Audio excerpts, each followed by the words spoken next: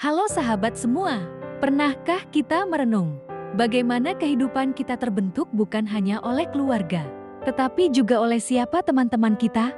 Sahabat, dalam hidup ini, kita tidak bisa memilih dari keluarga mana kita dilahirkan. Namun kita bisa memilih dengan siapa kita akan berteman. Dan teman adalah cerminan masa depanmu.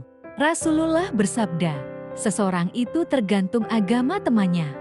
Maka perhatikanlah siapa yang menjadi teman dekatmu. Hadis riwayat Abu Dawud dan At-Tirmidzi. Berteman dengan orang syoleh dan syoleha bukan berarti kita merasa lebih rendah.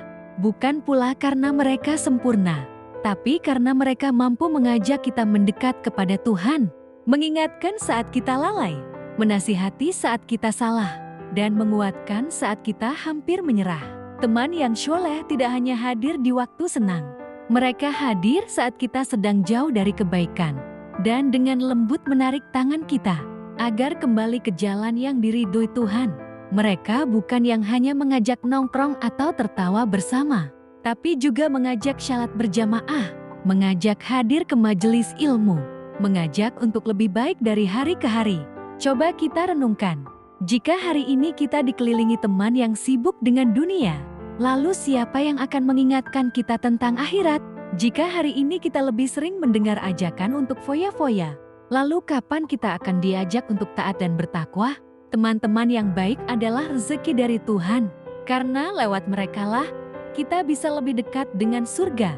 Sahabatku, tak ada manusia yang sempurna, tapi ketika kita memilih untuk dekat dengan orang-orang yang syoleh dan syoleha, maka kita sedang memilih untuk memperbaiki diri kita sendiri. Berdoalah, ya Tuhan, karuniakan aku sahabat yang syoleh, yang mampu menjadi jalan hidayah-Mu untukku. Dan jangan lupa, kamu juga jadilah teman yang syoleh untuk orang lain. Karena pertemanan yang paling indah adalah yang bisa berlanjut hingga ke surga. Teman yang baik bukan yang membuat kita lupa diri, tapi yang membuat kita ingat akan Tuhan dan kematian. Sahabat, hidup ini singkat, dan perjalanan menuju akhirat itu pasti. Pilihlah teman yang bisa membantumu mendekat pada Tuhan, bukan yang menjauhkanmu darinya.